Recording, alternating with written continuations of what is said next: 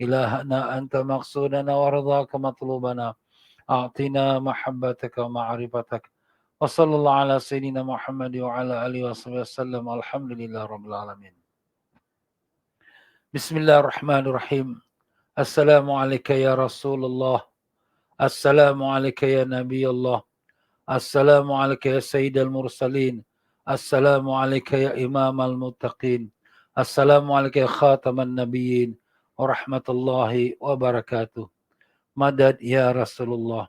السلام عليك يا سيدي الشيخ عبد ابن عبد الله اسكندري. السلام عليك يا ولي الله. السلام عليك يا سلطان العارفين. مدد يا سيدي الشيخ ابن عطاء الله اسكندري. السلام عليك يا سلطان العارفين. السلام عليك يا سلطان الأولياء. السلام عليك يا سيدي الشيخ عبد القادر الجيلاني. مدد مدد مدد. Muslimin dan muslimat rahimakumullah. Assalamualaikum warahmatullahi wabarakatuh. Alhamdulillah, syukur pada Allah Ta'ala dengan limpah kurnia taufik hidayahnya. Sekali lagi kita bertemu di dalam pengajian kita Al-Hikam di Masjid Al-Istighfar malam Jumaat. Ya tuan-tuan dan puan-puan, kita sudah bercuti hampir 2 bulan atau lebih. Memberi laluan kepada bulan Ramadan dan bulan Syawal. Ya tuan-tuan dan puan-puan, sekarang sudah sampai pula masanya untuk kita membuka kitab-kitab kita, pengajian kita, untuk sama-sama kita membuka hati kita untuk mendapatkan ma'rifatullah, untuk sama-sama kita menuju kepada Allah SWT secara zahir dan batin. Orang yang tidak mau persediakan batinnya, dia tetap juga pada zahirnya dia akan menuju pada Allah. Zahirnya dia akan mati dan mayatnya akan dibalikkan pada Allah. Tapi orang yang menuju pada Allah, dia telah siapkan zahirnya dan juga batinnya, hatinya untuk dibawa menuju kepada Allah SWT, walaupun sebelum jasmaninya mati dimasukkan ke dalam bumi. Allahu Akbar. Ya tuan-tuan dan puan-puan rahimakumullah, menyambung kembali kita dalam kitab Al-Hikam. Ya, siapa yang ada kitab Al-Hikam, dia boleh buka kitabnya. Kalau kitabnya lama tu di muka surat yang ke-87. Yang di mana muka yang baru itu mungkin sebelum muka surat 87. Tapi pokoknya kita telah sampai di kalam hikmah yang ke-65. Kalam hikmah yang 65 di bawah tajuk besarnya Hidayat Taufik dari Allah untuk kesejahteraan kamu. Hidayat dan taufik adalah datang daripada Allah untuk kesejahteraan kamu. Begitulah dia tuan-tuan dan puan-puan ya. Apa pun yang kita dapat lakukan daripada amal, ibadat, iman kita, semuanya tu daripada Allah Ta'ala. Tetapi bila Allah Subhanahu Wa Ta'ala kesiankan seorang hamba tu yang dalam kegelapan, dalam dosa maksiat, maka didatangkan satu kesedaran. Itulah namanya hidayat.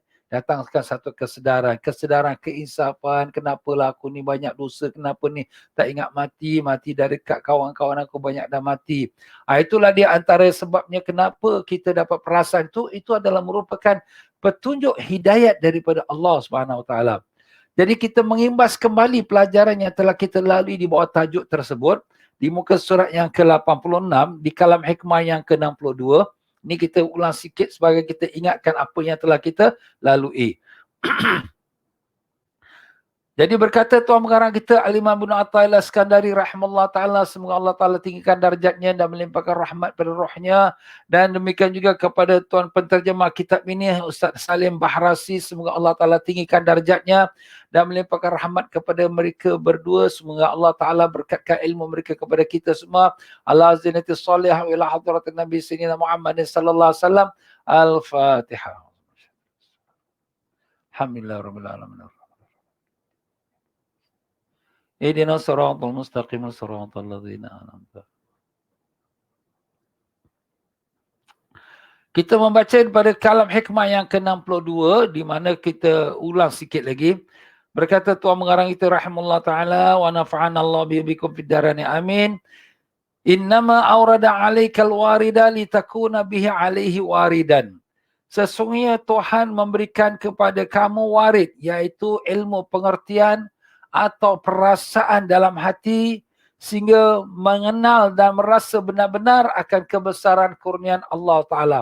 Mana Allah berikan kita satu kesedaran, satu keinsafan. Kita dalam gelimang dalam dosa, gelimang dengan maksiat, tiba-tiba tercetus dalam hati kita rasa insaf. Kenapalah aku ni buat macam ni? Kenapa aku ni tak ingat nak mati?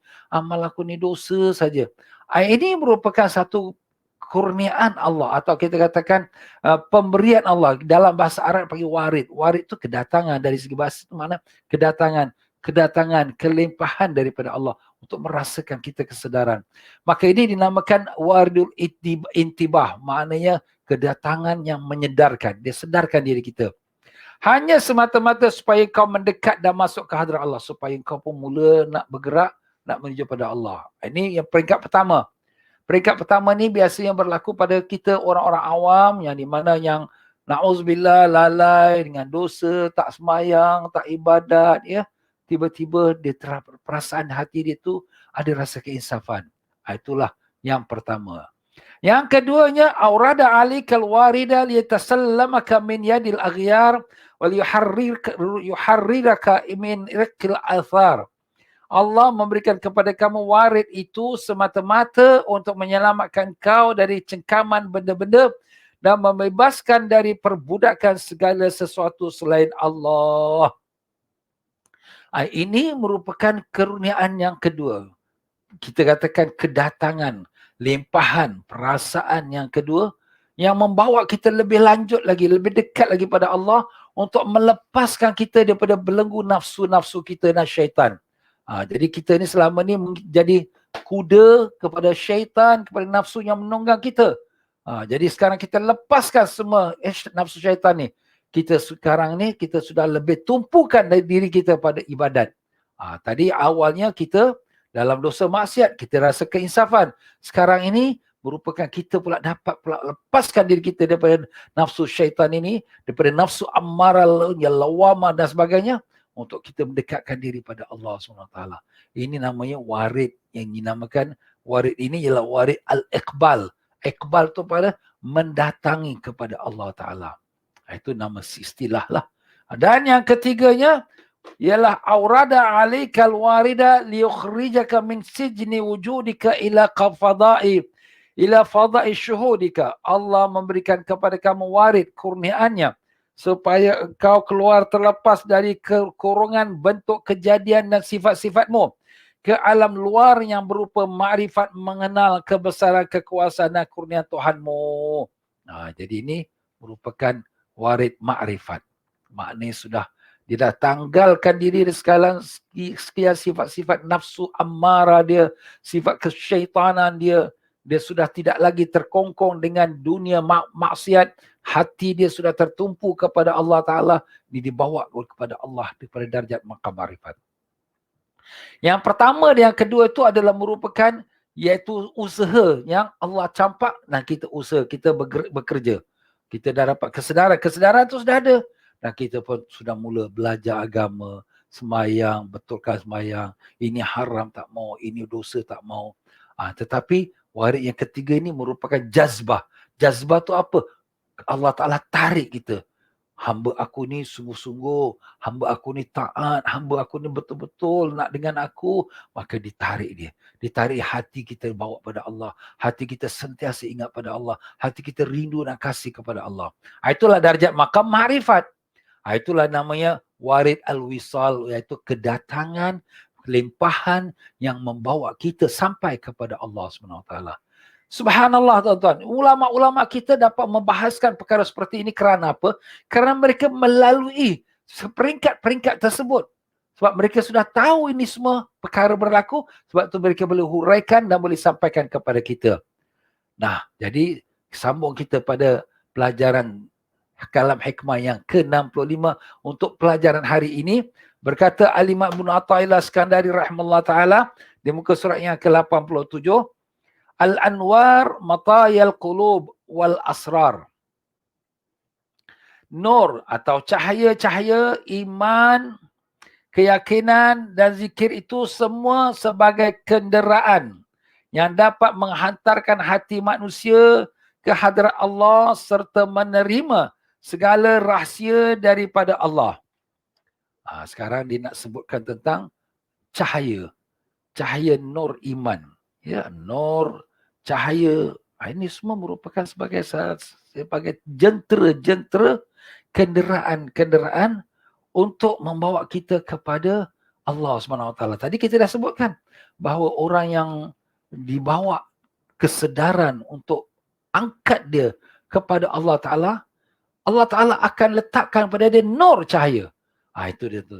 Pertama, dia dapat kesedaran. Itu waridul intibah, sedar dia insaf. Keduanya, warid iqbal, maknanya dia sudah ingin dekatkan diri pada Allah. Dia beramal. Tinggallah, tak mau dosa, semua tinggal. Yang ketiga, ialah Allah angkat dia. Ini diangkat oleh Allah Ta'ala tu macam mana?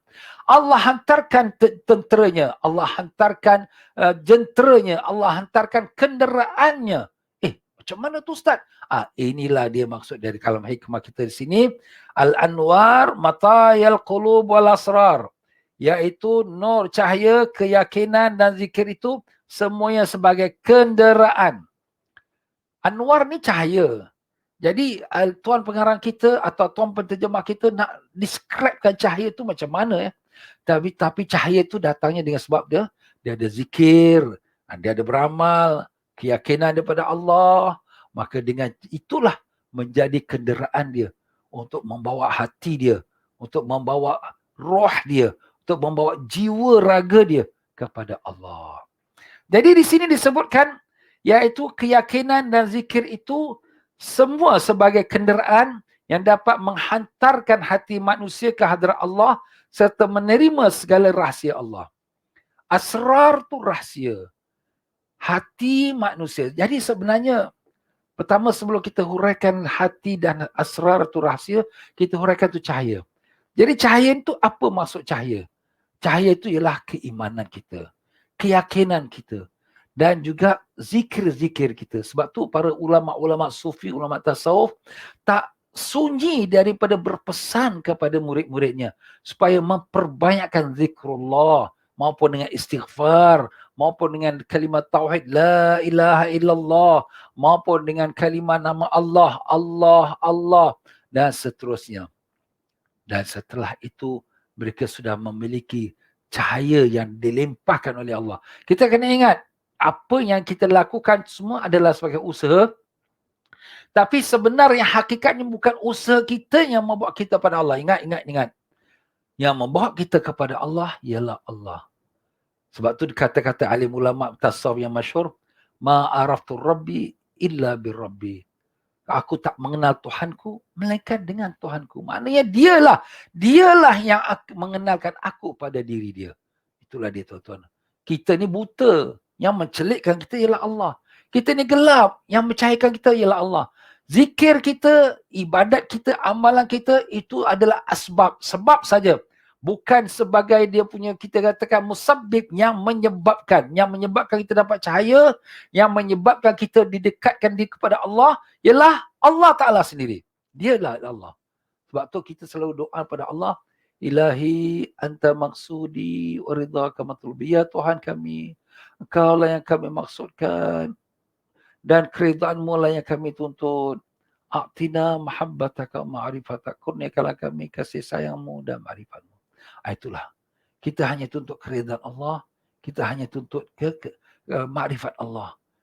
Tapi yang memberikan kita makrifat Allah, yang mendekatkan kita kepada Allah, dialah Allah Ta'ala. Jadi, tak ada apa nak kita banggakan. Oh, dia ni walia, dia ni aku dah tinggi. Tak ada apa nak bangga. Semuanya adalah kurnia Allah. Dia nak tarik balik pun dia boleh tarik. Dia boleh tarik. Kalau dia nak tarik daripada seseorang tu kewaliannya, itu hak dia. Tapi kalau dia nak beri kepada seseorang kewalian, tak ada siapa boleh kata tak boleh. Itu hak dia juga. Tetapi melalui asbab yang kebiasaan. Macam orang belajar sekolah, dia nak sampai ke darjah universiti, dia kena lalu primary, secondary. Itu normal prosedur. Tapi kalau ada orang yang Allah berikan kebijaksanaan, dengan tanpa melalui tangga-tangga perjalanan tu, boleh. Seperti Nabi kita SAW sebagai contoh.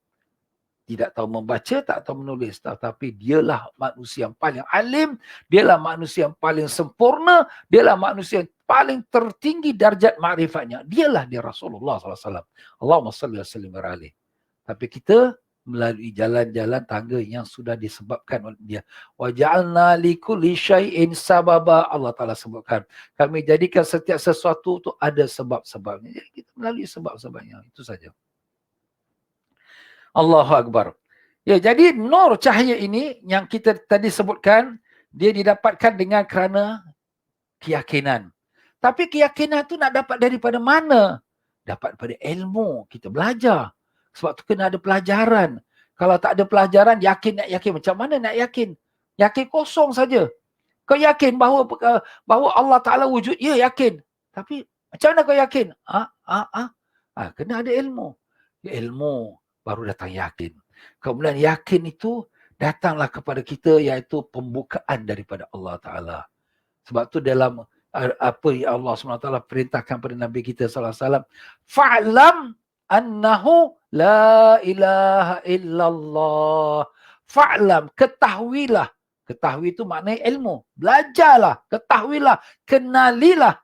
La ilaha illallah, tiada Tuhan melainkan Allah. Itu tuan. Sebab tu ayat yang pertama yang turun kepada baginda Nabi SAW, apa dia? Iqra', bacalah. Bismi rabbikal ladzi khalaq, dengan nama Tuhanmu. Dan kita baca, mana kita belajar, baru kita dapat mengenal kepada Tuhan. Kalau kita tak belajar, tak mengenal, macam mana nak mengenal Allah? Tak mungkin boleh dapat kita mengenal Allah yang tanpa belajar. Tapi belajar ni masuk sini, belajar yang diwajibkan fardu ain, ya, bukan. Yalah, belajar ilmu-ilmu keduniaan tu, itu perkara kedua, secondary. Tapi yang dimasukkan sini yang belajar fardu ain, iaitu pelajaran akidah, fikih, tasawuf dan sebagainya, sebagai jalan untuk menuju kepada Allah Subhanahu wa taala. Al-anwar matayal qulubi wal asrar, yang di mana cahaya itu adalah merupakan kenderaan untuk menghantarkan kita menghantarkan hati manusia ke hadrat Allah serta menerima segala rahsia daripada Allah. Sini dia sebut hati, al-qulub tu hati, al-asrar tu rahsia. Tapi sebenarnya kesemua tu adalah merupakan satu perkara. Di sini dalam kitabnya saya selalu sebutkan Iqazul Himam fi Syarih Hikam, iaitu Al-Imam Ibnu Ajibah yang mensyarahkan kitab Hikam Ibnu Athaillah Iskandari. Dia mengatakan bahawa semuanya itu, dia itu perkataan hati, perkataan roh, perkataan rahsia, perkataan akal, adalah merupakan semuanya satu perkara. Dia mula daripada nafsu, perkataan nafsu, nafsul ammara, nafsul lawama. Ya, apabila seseorang itu mengikutkan kehendak nafsu dia, maaf kata seperti haiwan, mengikutkan kehendak nafsu, maka itu dinamakan nafsu. Tetapi apabila dia sudah dapat berfikir, di mana kesilapan dia, macam kita sebut tadilah, dia sudah berfikir, dia sudah insaf, maka itu nafsu dia tu sudah dinamakan dia akal. Benda itu sama juga. Hati itu asalnya jahat, nafsu. Kemudian hati itu dapat berfikir, itu namanya akal. Akal yang kita selalu sebut brain di sini atas. Tapi dia dikontrol oleh hati. Hati kita dikontrol. Ya Ustaz, macam mana hati kontrol? Ya, kalau hati nak buat sesuatu, brain hanya memikirkan bagaimana caranya. Tapi yang memberi perintah, itulah hati. Sebab tu Nabi mengatakan kalb, iaitu hati. Maka apabila dia dapat memikir, maka hati dia tu akan dinamakan akal. Dan apabila dia itu meninggalkan perkara-perkara yang lalai, maka hati dia tu sudah berubah menjadi kalbun. Kalb tu dari segi bahasa Arab yang berbalik-balik. Mana berbalik-balik tu mana bertukar-tukar. Sebab daripada jahat, kemudian dapat sedar, kemudian dia bertukar menjadi hati yang nak mendekatkan diri pada Allah Ta'ala. Apabila hati dia itu sudah tenang jiwa dia dengan amalan, dengan nur, dengan cahaya, dengan zikir, maka dinamakan dia itu roh. Sebab tu roh ni dialah juga hati, dialah juga nafsu, dia jugalah akal. Dan apabila roh ini sudah mendampingi Allah Subhanahu wa taala, telah dibukakan kepada dia pintu-pintu rahsia Allah, dia melihat rahsia Allah, maka dinamakan dia roh ini sirrun. Sir tu daripada bahasa Arab, sir tu cahaya. Al-asrar, sir tu adalah rahsia. Asrar, rahsia-rahsia. Sirrun min asrarillah. Sebab itu dalam apabila ayat Quran Allah Ta'ala mengatakan yas'alunaka 'anir ruh qulir ruhu min amri rabbi wa ma utitum minal ilmi illa qalila. Sadaqallahu azim. Apabila mereka bertanya pada engkau ya Sayyidina Muhammad sallallahu alaihi wasallam mengenai perihal roh, katakanlah kepada mereka roh itu urusan Tuhanku. Jadi roh ni yang bagian mana? Bukan bagian akal, bukan bagian nafsu, bukan bagian hati, tapi bagian roh yang sudah meningkat darjatnya, sudah hampiri mendekati kepada Allah SWT. Wa ma utitum minal ilmi illa qalila, dan tidak kamu diberi ilmu mereka sedikit. Jadi roh ini yang apabila sudah dekat dengan Allah, dibukakan pintu rahsia Allah, maka mereka dinamakan roh itu sirrun, yaitu rahsia Allah. Allah. Itu jadi rahsia Allah ni tak ada siapa yang tahu. Yang tahu hanya Allah. Tapi roh dari segi makhluk, itu sudah ditafsirkan oleh setengah-setengah ulama. Latifatul Allahumma salli ala Muhammad, yaitu roh itu merupakan latifatul rabbaniyah, yaitu kelembutan Tuhanmu. Kelembutan Tuhan. Macam mana Ustaz? Ya, kita jasmani. Jasmani ini namakan tubuh yang kasar. Tubuh kasar. Kasar tu apa? Boleh sentuh, boleh pegang, kasar dia. Benda, substance. Tetapi roh dia adalah latifatul rabbaniyah, kelembutan Tuhan. Mana tak nampak kita. Dia ada dalam badan kita. Kalau tak ada, kita mati. Dia ada. Tapi bagaimana dia ada, itu bahagian sebagian orang yang dibuka oleh Allah tahu, tak ada, tak ada. Tetapi roh yang sudah mendampingi Allah Ta'ala, itu sudah namanya sir, rahsia Allah SWT. Allah Ustaz pening lah macam mana ni. Tak apa. Yang penting kita tahu bahawa nur adalah merupakan satu perkara yang penting untuk kita lalui dengan kita dapat zikir, dengan kita dapat ilmu, dengan kita dapat yakin, dan insya-Allah mudah-mudahan dengan itu akan Allah angkatkan darjat kita kepada darjat roh yang dekat dengan Allah dan dibukakan pintu rahsia. Tapi semua itu perlulah dengan berguru, ya, bukan hanya kita buat suka-suka. Seseorang nak jadi engineer, dia bukan boleh baca buku saja, mesti ada dia punya cikgu dia di depan dia. Seseorang nak menjadi doktor bukan hanya dengan tengok buku saja, mesti ada seorang doktor depan dia untuk pimpin dia. Macam itulah juga perjalanan hati roh kita, mesti ada seorang mursyid, seorang guru, seorang yang syekh yang memimpin hati rohani kita pada Allah Ta'ala. Ini cuma kita membaca bahagian teori saja. Tapi teori ini penting supaya kita dapat tahu keperluan kita. Kalau kita tak tahu keperluan kita, kita tak peduli. Alah, sudahlah, ini semua cakap tasawuf tinggi-tinggi. Aku bukan orang tasawuf. Jadi kita ni nak mati. Bukan kita tak belajar tasawuf, kita tak mati. Kita semua mati. Yang belajar tasawuf, yang tak belajar tasawuf, semua akan mati. Tapi apa persediaan kita untuk mati? Ini soalan dia. Apa persediaan kita untuk mati? Kita sekarang nak anak kita belajar. Kenapa nak anak kita belajar? Kenapa kita nak anak kita lulus? Supaya kita nak mereka bersiap sedia menghadapi hari depan mereka yang lebih mencabar. Begitulah juga. Hari depan kita lebih lagi mencabar ialah hari kita menghadap pada Allah Ta'ala. Macam mana kita nak menghadap Allah? Kita nak balik pada Allah Ta'ala.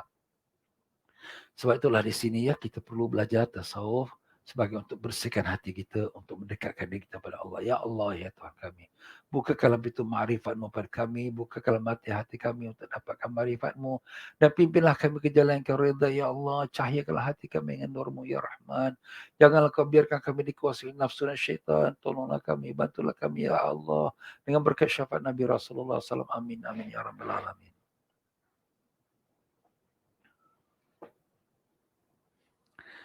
Maka dengan itu masuk kita pada muka surat yang berikutnya.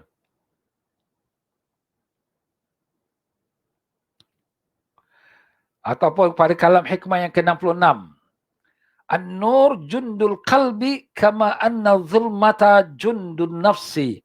Fa idza arada Allah an yansura 'abdahu amaddahu bi junudil anwar wa qata'a anhu madadal zulmi wal aghyar. Artinya, nur, cahaya terang itu sebagai tentera yang membantu hati.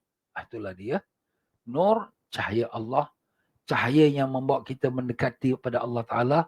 Dia sebagai tentera yang membantu hati. Sebagaimana gelap itu tentera yang membantu hawa nafsu.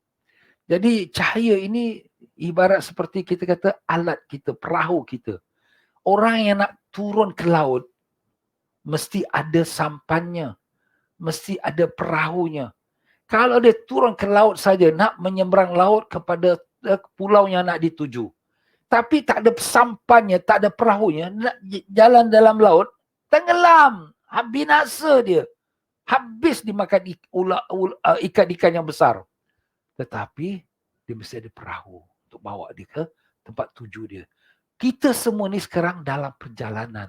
Sedar tak sedar, kita semua dalam perjalanan menuju pada Allah. Menuju pada Allah dari saat kita dilahir saja. Dia punya starting point dah bermula. Permulaan kita daripada lahir kita dan kita tengah tunggu pada masa penghabisannya. Kita semua dalam menuju pada Allah. Siap tak siap, tahu ke tak tahu, tetap kita sedang menuju pada Allah dan sedang menghampiri pada mati. Kita semua macam tu. Nah, perjalanan kita perlu kepada kenderaan. Seperti orang nak menyeberang laut, perlu pada kenderaan. Hidup ni banyak cabaran. Begitulah orang nak seberang laut tu banyak cabaran. Ombaknya, pukulan taufannya, begitu pula ikan-ikan yang besarnya. Kalau sungai pula ada buayanya. Dia perlu pada kenderaan. Dia tak boleh jalan begitu. Begitulah kita dalam hidup dunia kita ni. Kita perlu kepada kenderaan untuk menuju pada Allah. Itu yang hakikat sebenarnya. Kenderaan kita apa? Itulah nur, cahaya yang di mana akan kita dikurniakan Allah untuk menerangkan perjalanan kita. Jadi kalau kita jalan di tengah malam, kita tak ada nur, tak ada cahaya. Apa jadi? Kita jatuh dalam longkang, kita terpijak paku, terpijak ular patuk kita pula. Allah, na'udzubillah min zalik. Allahu Akbar. Jadi itulah dia cahaya yang telah kita sebutkan tadi. Jadi apabila Allah Ta'ala nak berikan kita cahaya, seperti mana kita dah sebutkan tadi awal, iaitu dengan ilmu, dengan yakin, dan juga dengan ilham petunjuk Allah Subhanahu Wa Ta'ala. Tapi dalam hidup ini juga ada kegelapan seperti yang kita sebutkan tadi. Sebagaimana gelap itu tentera yang membantu hawa nafsu. Hawa nafsu yang jahat. Jadi kegelapan itu menjadi gelap. Mata kita tak nampak mana arah kita nak tuju. Pijak batu, pijak paku, telanggar tembok, masuk longkang. Dia main jalan. Pasal apa? Pasal dia gelap. Itulah dia hawa nafsu yang menyesatkan kita. Yang menjatuhkan kita dalam binasa. Binasa dunia, binasa akhirat. Orang yang ikutkan hawa nafsu, jangan cakap dia ke akhirat lah. Kat dunia juga dia akan binasa. Apakah tidak? Nafsu nak makan saja, boleh mudarat. Nafsu dia nak buat apa suka dia. Perempuan tu, jantan dia. Akhirnya bergaduh. Nafsu dia nak ambil duit orang sana, nak tipu orang. Akhirnya ketangkap masuk jail. Pokoknya, orang yang sepuas-puas nak puaskan nafsunya kat dunia, dunia juga dia tak selamat. Akhirat lagi neraka Jahannam yang menantikan dia. Na'udzubillah min zalik.